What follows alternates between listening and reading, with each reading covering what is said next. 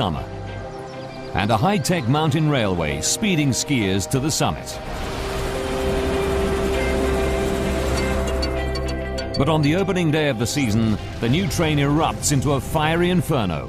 155 people perish in 9 minutes. One man will emerge a hero of a perilous mountain rescue. Now, with cutting-edge computer technology, we reveal exactly what went wrong. Disasters don't just happen. They're a chain of critical events. Unravel the fateful decisions in those final seconds from disaster.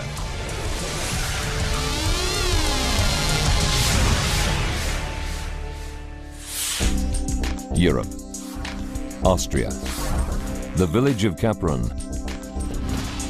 November the 11th, 2000. Thousands of skiers and snowboarders crowd into the resort for the opening day of the winter sports season. What makes Capron so popular is its giant glacier, the Kitzsteinhorn. It's a mountain of ice that never melts, whatever the weather, making skiing possible even in summer. A high-tech ski train rises 1,500 meters through solid rock to land skiers near the summit.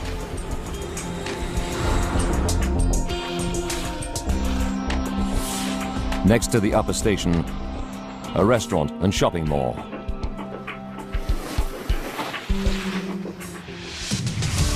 At 8:45 a.m. Skiers and snowboarders celebrate the season start. People light firecrackers. Torsten Gradler, part-time firefighter from Germany, arrives for the big day with 49 members of his ski club.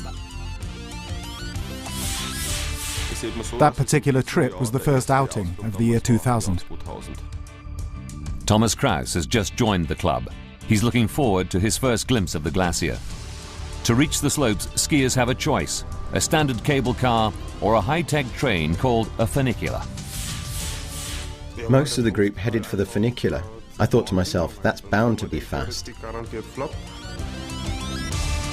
He joins 29 other club members lining up for the high-speed summit train. The 3.8-kilometer ride should take just 9 minutes, 4 minutes faster than the cable car. 8:57 a.m. 161 passengers crowd on board, among them some of the world's top skiers. Sandra Schmidt holds an Olympic gold for Germany.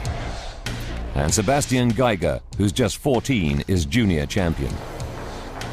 Today, there's an entire American family on board too. US Army Major Michael Goodridge, his wife Jennifer, and their sons, 5-year-old Kyle and 7-year-old Michael. A longtime member of Torsten's club, Manfred Hiltel, thinks nothing of taking the train. I've been skiing for decades and regularly travel in cable cars, chairs, lifts or funiculars. I didn't give it a second thought. 9:02 a.m. Control room staff keep tabs as the train pulls out of the valley station. First, it crosses a spectacular 600-meter ravine before entering a steep tunnel that climbs through the mountain. For the passengers on board, the upper valley with its ideal skiing conditions should now be just 9 minutes away. But today will be different. The train first opened its doors in 1974. It was an engineering triumph, the first of its kind. An underground train inside a mountain, climbing at speeds of 25 kilometers per hour up a steep 30-degree incline. In 1993, it was modernized, giving it a sleek, futuristic look and making it the pride of Austria's ski resorts. The system is ingenious but simple. There are 2 trains, each one balancing the other. As one climbs, its twin across the tunnel descends. At the top station, a powerful electric motor and pulley system pulls the trains up and down the track. Neither train has an engine or fuel. There are no drivers, just an attendant at the front of the train who operates the doors. Each train has 2 coaches with 8 separate passenger compartments. There's a cab at the front and the rear of the train for the attendant who switches back and forth as the train travels up and down. It can carry up to 180 passengers. Every day, more than 1,000 people use the train, and it enjoys a perfect safety record. Until now. 9:02 and 3 seconds. The 161 passengers are spread through the train. Thomas Kraus is in the last compartment. Just 20 meters out of the station, he spots something. The first unusual thing I noticed was the smoke. It was like a cigarette that you put down for a moment. Thomas is at the back of the train near the empty attendant cab, which is only used for the downhill trip. Smoke from the cab starts to seep into the rest of the car. Passengers grow concerned, then agitated. There are no smoke alarms to alert either the train attendant or the control room. One passenger tries to make a call for help on a cell phone. Others bang on the rear wall of the coach. But no one hears them.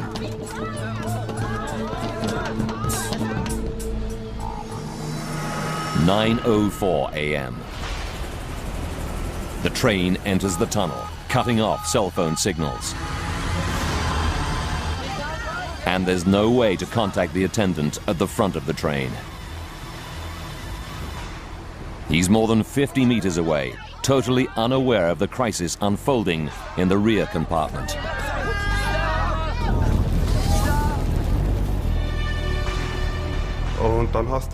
You could already see fire flickering, licking upwards. The word got round, and people inside the compartment realized that there was a real problem.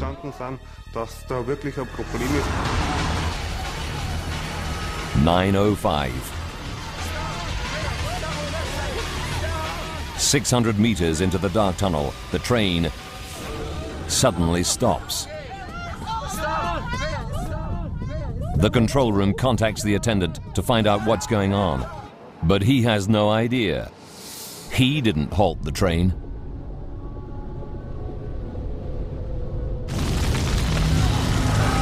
"9:05 and 30 seconds. The rear coach is now filling with toxic smoke. But there's no emergency door release. The 161 passengers are trapped.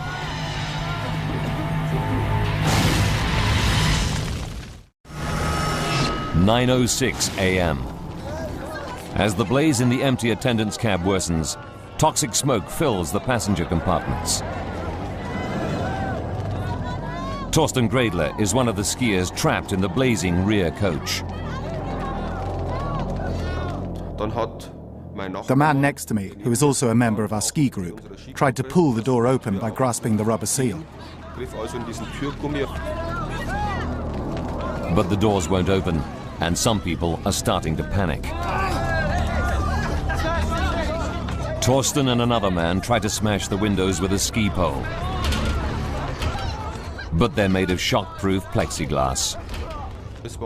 It was very, very difficult. He had to use extreme force just to make a hole. At last, they break the window and think they're free, only to find another pane of glass behind it. Then suddenly, the dangerous situation turns desperate. Flames from the empty attendant's cab burst into the compartment. The terrified passengers have nowhere to go.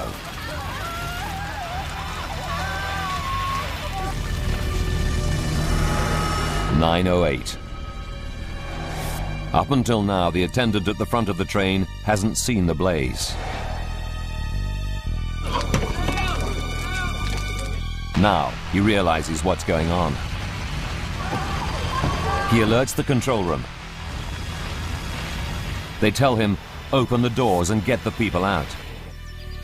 At that exact moment, the intercom dies, and all contact with the burning train is lost.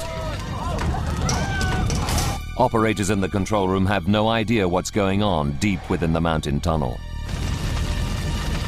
Meanwhile, Torsten Gredler's efforts to smash the windows pay off, and he and the other passengers dive out of the train. I was the last one to leave the compartment. And by that time, flames were all around my head. But in other compartments, passengers are still trapped. Some people just stood there, not moving at all. They appeared to have been overcome by the smoke and paralyzed by it.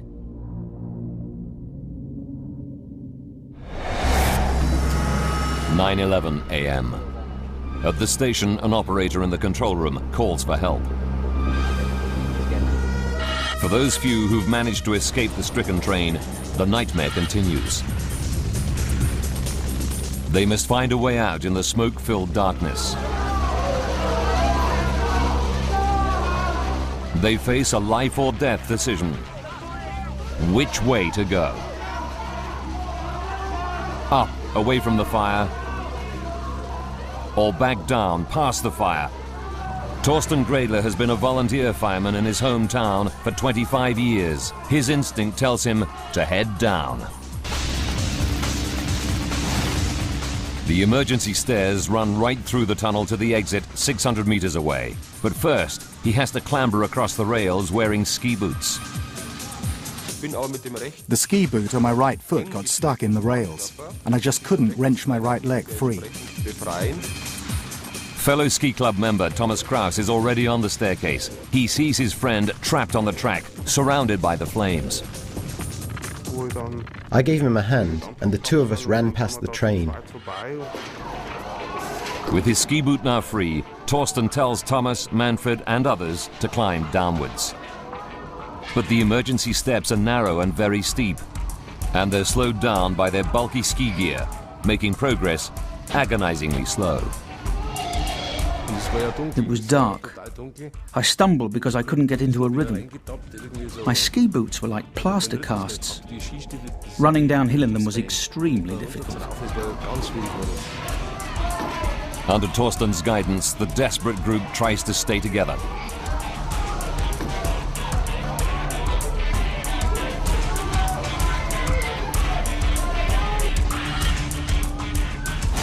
Above them looms the burning train. Its cables could snap at any moment, sending the 40-ton train roaring down the tunnel towards them.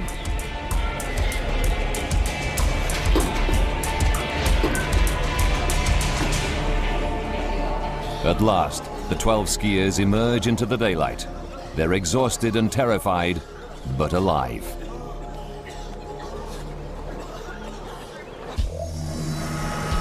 "9:23. 149 passengers and the train attendant are still stranded inside the blazing tunnel. Rescue workers pour in. 500 firefighters, 22 helicopters, 100 rescue vehicles rush to the scene. But the lower end of the tunnel the train is nearest to is way up the mountainside. The only way for firefighters to reach it is on foot up the railway.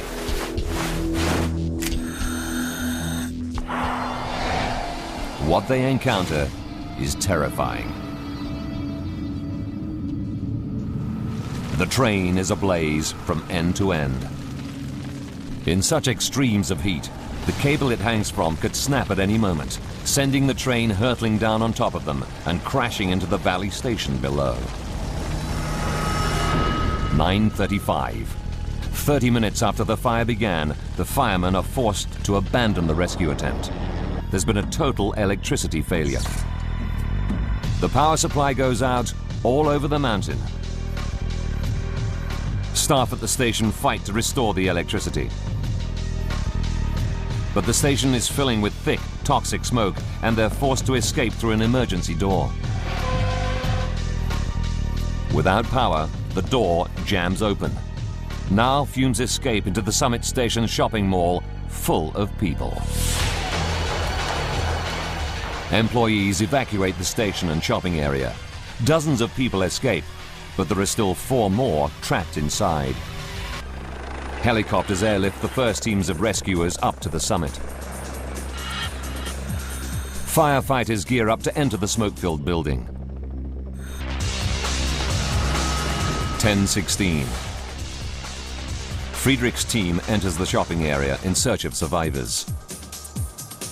You couldn't see anything at all. That's how it was. It was like walking into a void. Thank God we chose the right-hand entrance and quickly found the first person.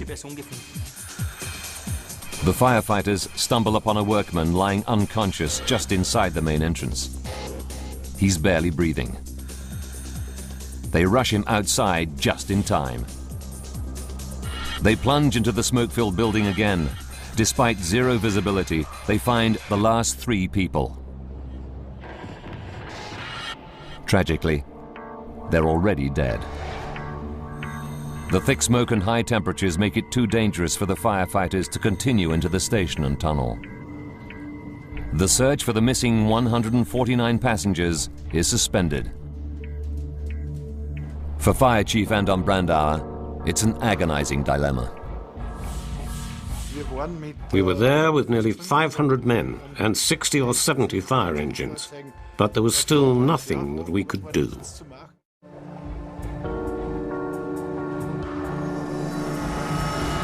12 midday. 3 terrible hours since the inferno started.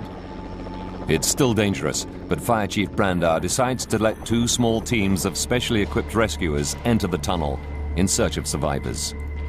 The men have no idea what to expect in the smoke-filled darkness. One team reaches the sister train, which was heading down the valley at the time of the blaze. Inside, they find the bodies of the attendant and his only passenger. Further down the tunnel, rescuers arrive at the burned-out train. Around it, the track is completely destroyed, rails torn and twisted. Then they make an awful discovery. Of the 149 passengers trapped in the train, not one has survived.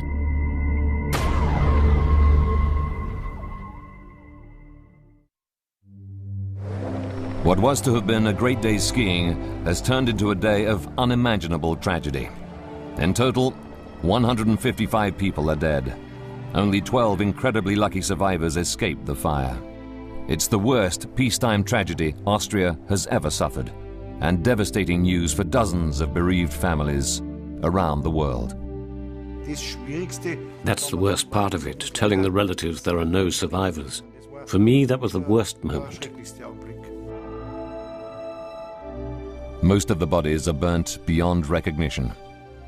In some cases, identification relies on DNA cross-matched with samples from the victims' toothbrushes and razors found in their hotels. Among those who die are U.S. Army Major Michael Goodridge, his wife Jennifer, and their 2 young children.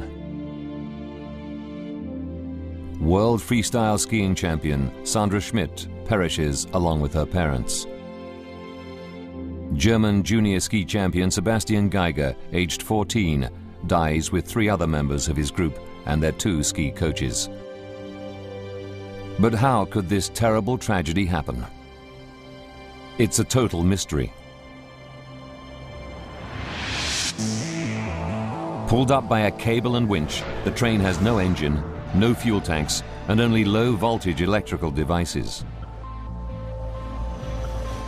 What could have caused the blaze? The Regional Public Prosecutor's Office orders an investigation into the cause of the disaster.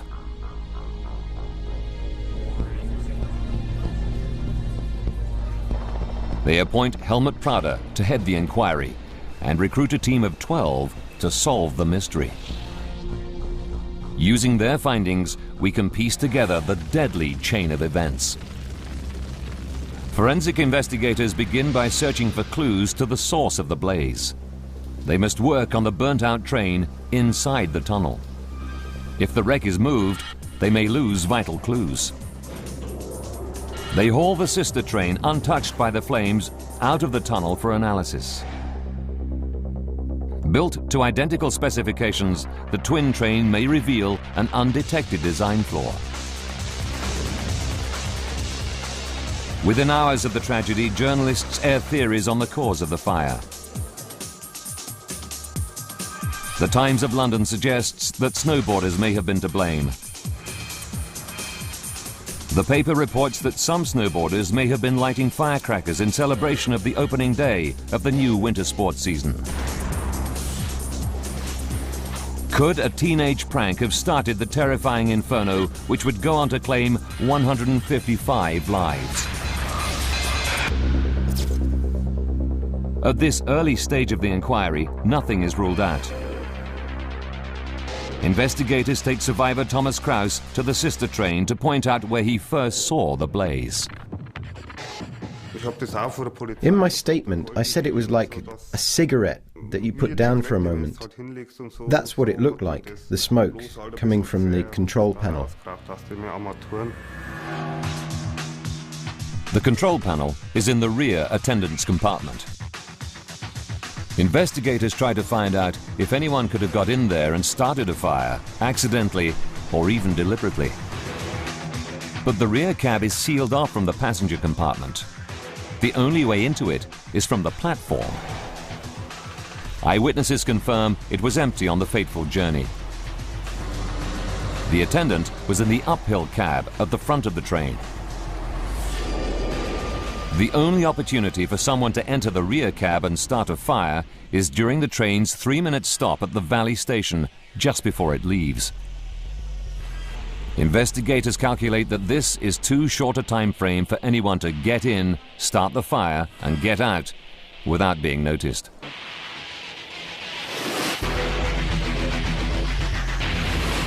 They dismiss theories that a snowboarder or anyone else started the blaze.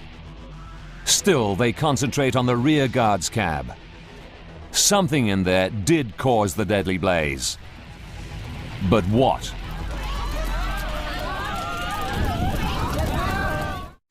Passenger Thomas Kraus has told them where the fire broke out. The control panel in the rear attendance compartment, which contains electrical wiring. Painstakingly, the team carry out tests to see if faulty wiring could have sparked the blaze. But the cables which were replaced during the train's modernization in 1993 are all coated with self-extinguishing materials and could not sustain a fire.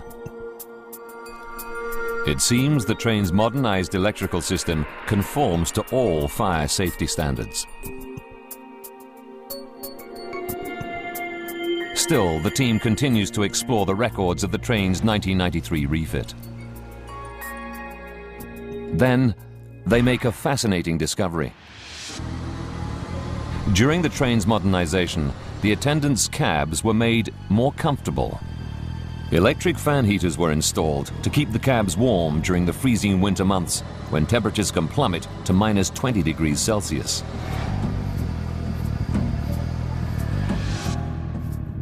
And they're located beneath the control panels, where smoke was first spotted.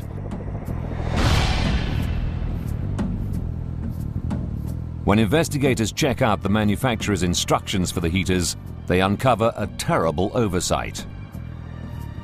Incredibly, they find the train's heater is designed for use in the home, not for moving vehicles. Could fitting a domestic heater to a mountain train somehow have caused the blaze? They turn to the identical heater in the sister train and make a stunning discovery. The mount for the heating element has broken, meaning it can easily get jammed against its plastic casing and catch fire. Further tests show that 4 out of 5 heaters of this type have the same defect. It's a major breakthrough for the team, but it doesn't close the case. By itself, a faulty fan heater could possibly start a fire. But with no fuel on board, how could it grow into an inferno so ferocious that the train's aluminium body melted and its steel rails buckled? Investigators are baffled. But then one of the team stumbles on a pool of oily liquid on the track. The trail leads upwards to the tunnel's entrance. They send it to a forensic lab for analysis. Results show that it's hydraulic oil, just like the oil used in the train's braking system. And it's highly flammable. Professor Joseph Nedges is an expert on this type of railway. There is no other explanation than that this hydraulic oil originated from the damaged train itself.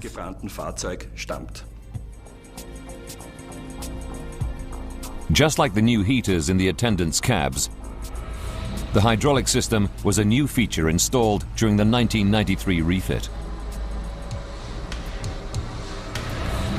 120 litres of the flammable hydraulic oil run in pipes along the 61-metre train.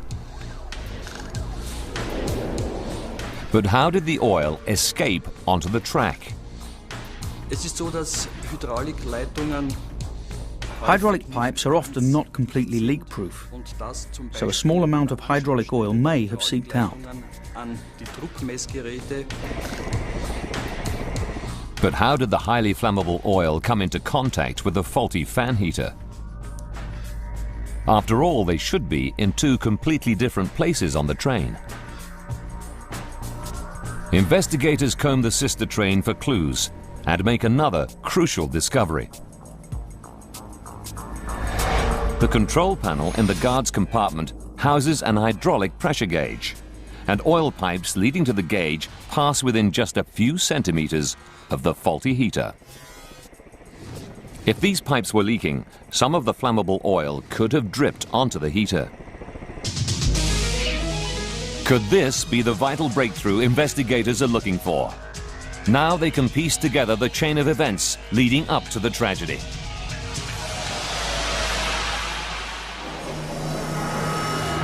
"14 minutes before disaster, the train fills up with 161 skiers. In the empty attendance cab, a dribble of oil is already dripping down the pipes into the heater, which comes on automatically during station stops. A design fault causes the unit to overheat. Hydraulic oil seeps onto the red-hot heater element. Fire breaks out unnoticed before the train even leaves the station.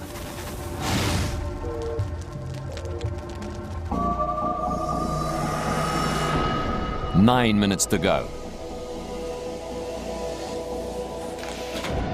As the train pulls out of the station, the heater switches off automatically.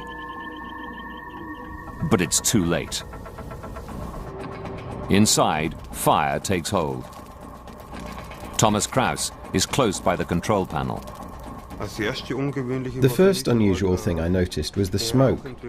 Wisps of smoke coming from some sort of control panel.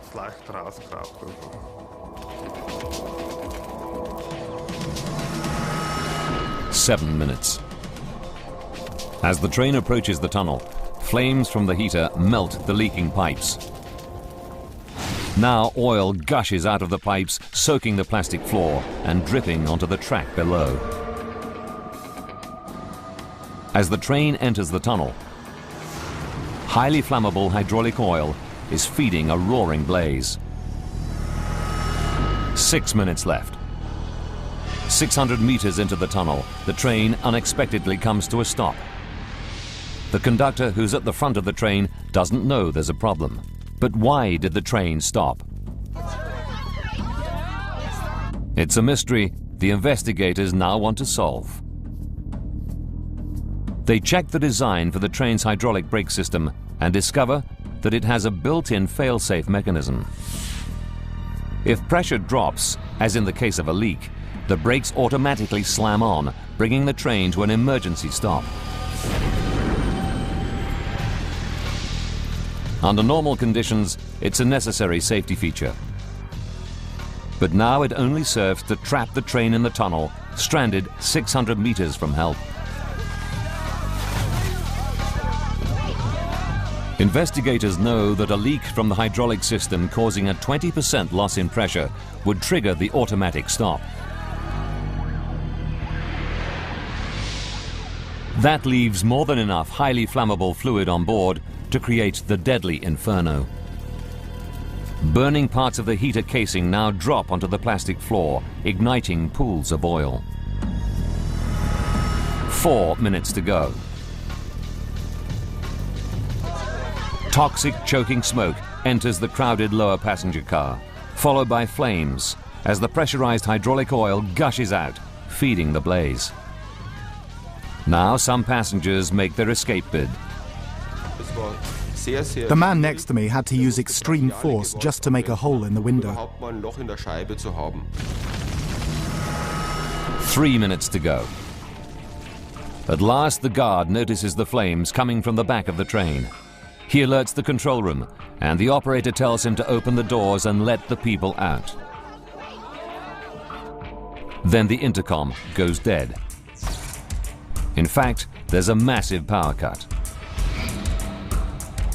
All over the mountain, cable cars stop. Ski lifts grind to a halt. Automatic doors at the top station fail. It's no coincidence. Investigators find that the fire is to blame. The blaze burned through a vital 16 kilovolt cable that runs alongside the track and through the tunnel, short-circuiting the entire mountain area. With so many dead, everyone wants to know, did the train attendant ever have a chance to open the passenger doors? Their question is answered by a gruesome clue. The investigation established that ultimately the doors were opened because the bodies of all the passengers were found outside the train. Investigators deduce that the attendant used the train's manual override and onboard battery power and did open the doors.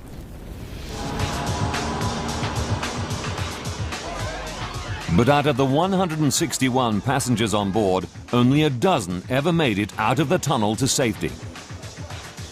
It's a mystery. What did those 12 survivors do differently from the 149 who perished in the flames?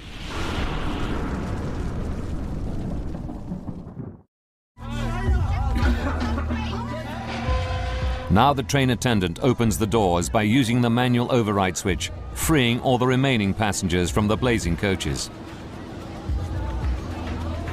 But investigators know that all these people, 149 of them, perish. The question everyone wants answered: why do some escape when others die in the tunnel? What's more, many are fit, able-bodied men and women, some of them ski champions. But not one makes it more than 142 meters. Investigators find the body of the German Olympic skier Sandra Schmidt 62 meters from the burnt-out train. Japanese athlete Tomohisa Sase made it the furthest of anyone. They discover his body 142 meters away. But most people have fallen within the first 15 meters of the train. What investigators need to know is, how did 12 survivors cover more than 600 meters to get to safety when most perished no fewer than a few steps from the train? To find out, the team studies other severe tunnel blazes from around the world. They find the answer to the mystery in the design of the Capron Tunnel. It's built at a steep angle of almost 30 degrees. It means that when the blaze broke out, it would not behave like a normal tunnel fire. Dr. Richard Bettis has studied tunnel fires for 17 years and knows this is a major problem. Well, the important thing about a fire in a tunnel is that the heat and smoke have got nowhere to go. Smoke and heat will rise up to the roof and spread out in both directions. But if the tunnel's inclined, all the smoke will go upwards. And the direction the smoke travels is critical to the passengers escaping from the train through the now open doors. They face a crucial decision: which way to go? Downwards on a steep stairway towards the heat and smoke of the fire, or upwards away from the inferno. Just 12 decide to run downwards. The remaining 150 people all go up towards what they believe is safety. But that's the direction in which the heat and smoke travel in a tunnel that's now a giant chimney. Stan Ames, a fire scientist, knows they didn't stand a chance. Fire is always counterintuitive. It doesn't do what people expect it to do. And what these people did in taking the decision to move upwards was to move up with the smoke, with the toxic gases and the heat, up towards a certain death. And investigators discover that most people made it no further than 15 meters from the train, not because of the searing heat of the blaze, but because of deadly chemicals in the smoke. The most dangerous component of smoke is carbon monoxide. And when you inhale carbon monoxide, it enters your bloodstream and the hemoglobin in your blood attaches to it, preventing you from using that blood to carry oxygen. Now investigators want to know why the 12 survivors decided to descend. The reason? They were led by a firefighter, Torsten Gredler. I shouted, "Run towards the bottom." The rules of how to act in smoke-filled environments have become second nature to me.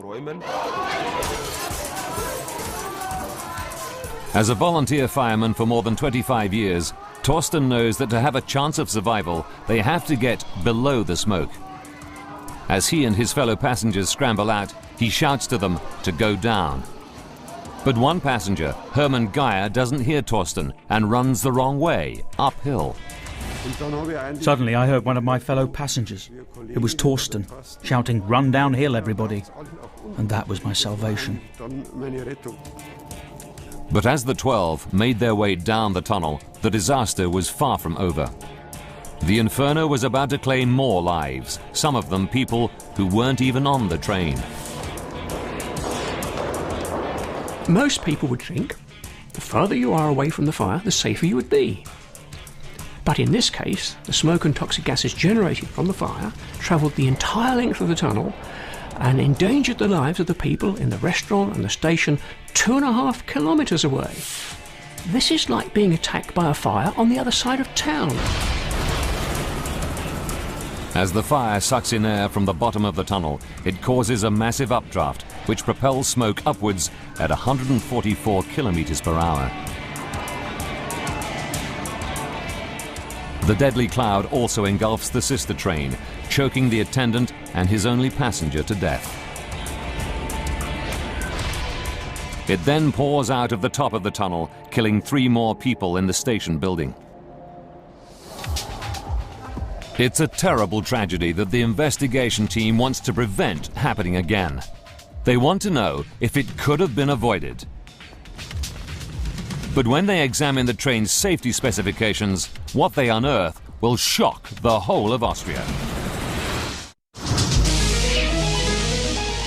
As investigators scan the fatally flawed mountain train's design, they're shocked to find it lacks even basic safety features. The train has no smoke detectors. Its 2 fire extinguishers are out of passengers' reach in the sealed attendants' cabs. There's no way for passengers to contact the attendant and no emergency brake switch. Why are there so few safety features? In the 100 years since funiculars were put into operation, no fire has ever occurred inside a coach. This meant that there was a perception that a fire like this could never happen.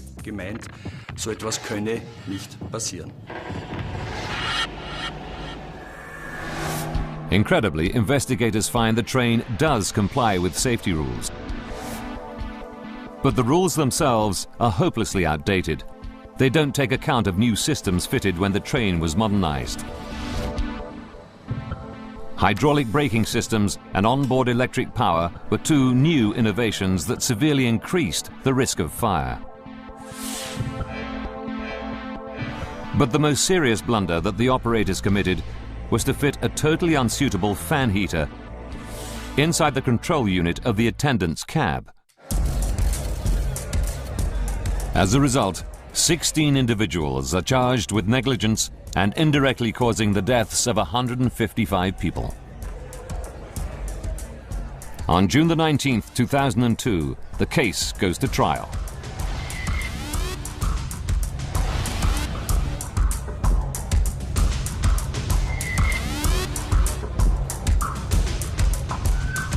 In their defense, they claim that they had taken the necessary precautions and the fire could not have been foreseen.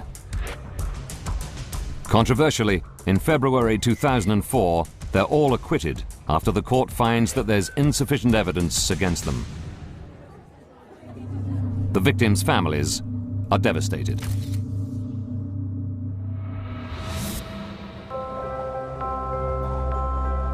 In the wake of the disaster at Kaprun, safety regulations on similar mountain trains have been toughened up throughout the Alps.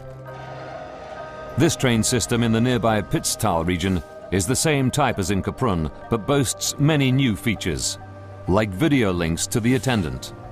Passengers can get cell phone reception in the tunnel. There's an intercom system, emergency door handles, and hammers to break windows. Now it all seems so obvious. Torsten Gredler was recognized as a hero for helping to smash a train window and leading 11 people to safety. But surviving the disaster when so many died, including 20 members of his ski club, weighs heavily. When I walk down the street, I have to go past 2 or 3 houses where I know they lost a daughter. Here the husband was killed and the daughter too. That's not easy to cope with. Many of the survivors have found the courage to return to the ski slopes. I still go skiing. To begin with, I found it difficult. I'll never travel in one of those funiculars again.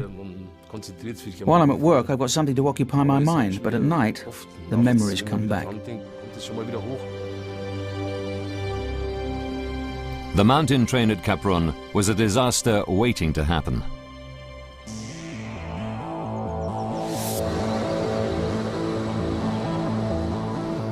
One day in November, it took a simple malfunction in a domestic fan heater to set off a catastrophic chain of events. The faulty fan overheated and ignited 120 liters of hydraulic oil.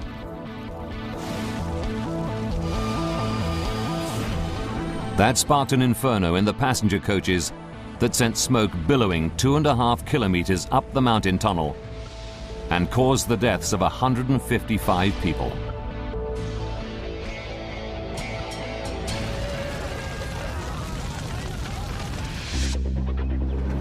Now a new fast cable car has been built to take skiers up to the slopes.